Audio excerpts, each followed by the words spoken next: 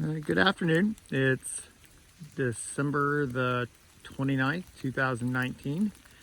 We just came back from Morrison Cemetery and on our way back from between Burtonville and Foxport.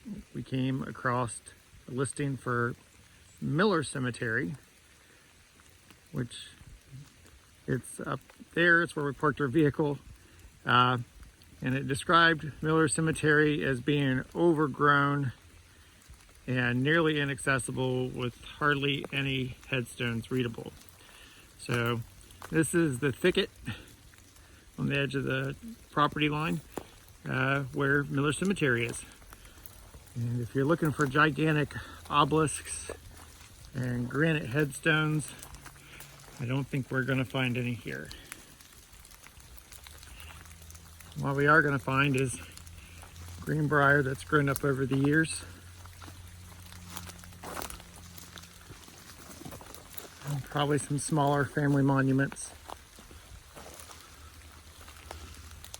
Kind of head here towards the center, towards some of the older trees. And we have some cavitation right there in the center. So that's a good sign. And we have our first marker. And it's hard to make out, but there's an M. And it looks like a C. So it's most likely a footstone. And this is most likely the headstone. And come here to an angle to it. That's Margaret. Can't make it out, but either wife of or daughter of John Cassidy. And it looks like born 1859. And here to the side, looks like it looks like a base. So there may be another headstone there, right there next to it. So that's our first marker there. Here we have, looks like another stone turned sideways. So we know we have Cassidy's. We know we have Miller's. Or we should have Miller's. Right here, we have another marker, probably the bottom of one that's been snapped off.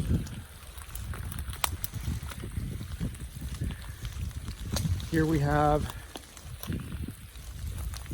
Lucy Pollitt, born March 12th, 1888, died September 19th, 1888. And you can see here's the base for it. Oh, there's a shovel. I haven't seen that before. I can't see any name on the left or right, but there may be. And here's the the bottom of a marker. You really can't tell, but there is an epitaph there.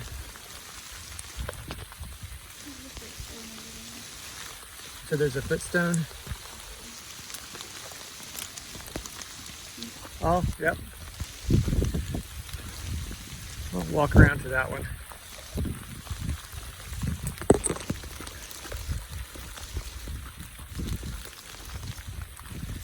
But it looks like the cemetery's been pretty well maintained. A lot of the larger trees have been pulled out. Footstone.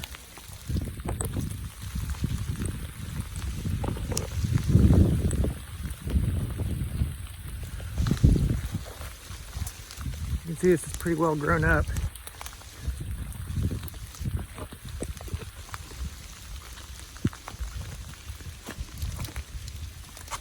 Okay, Drusilla, I believe.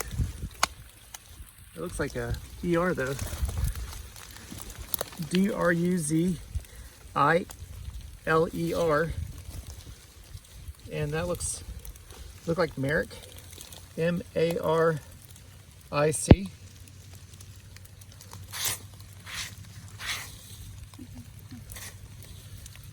And looks like it's probably in two pieces there. He died in 18. I don't really want to touch that marker because we're on the downhill side of a cedar tree. He died in 1889. Died in 1889. Okay, let's move away from this tree. So here we have another cedar tree. Two cedar trees. So there could be a couple burials right there.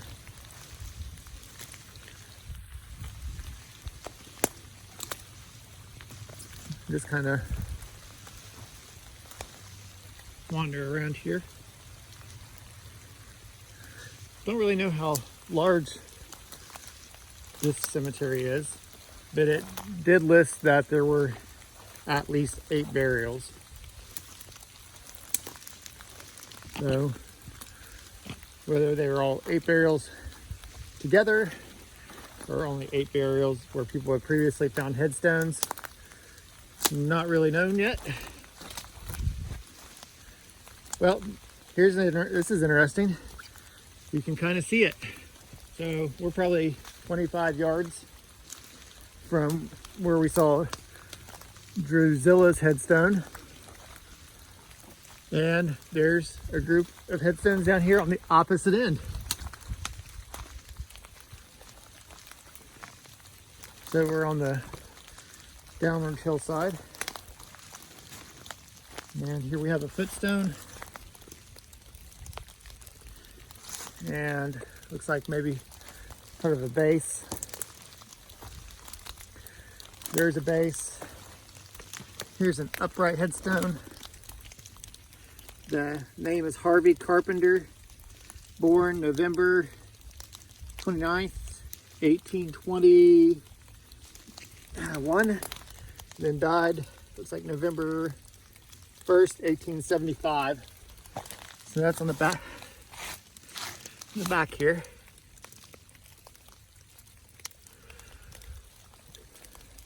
So base, headstone, and then footstone. But we're down in a little depression. And right now we're just walking our way around the perimeter.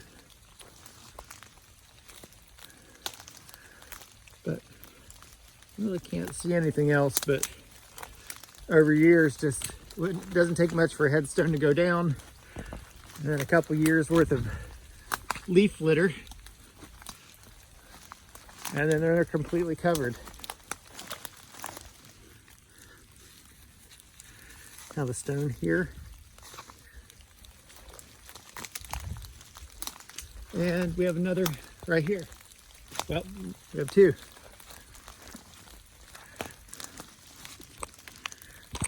There's some carving right there. And then looks like we have a base here.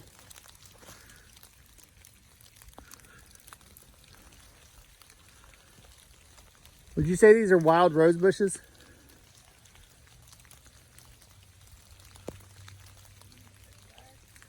Greenbrier?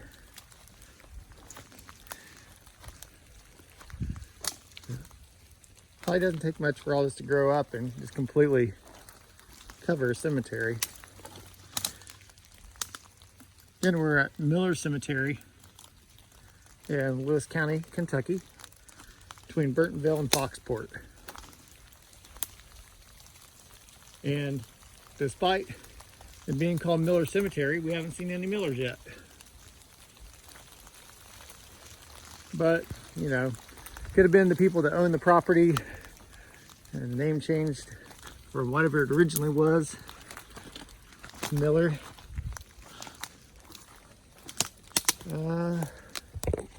We have a stone down right there. It's another thing. Some of these bigger trees, when they fall, they'll take stones with them. So that one's been set up on its edge. And then we have one here set up on its edge. And about 6 foot away, you can kind of see that one. So this was most likely a burial. We could break out our compass and see if it set on that east-west axis.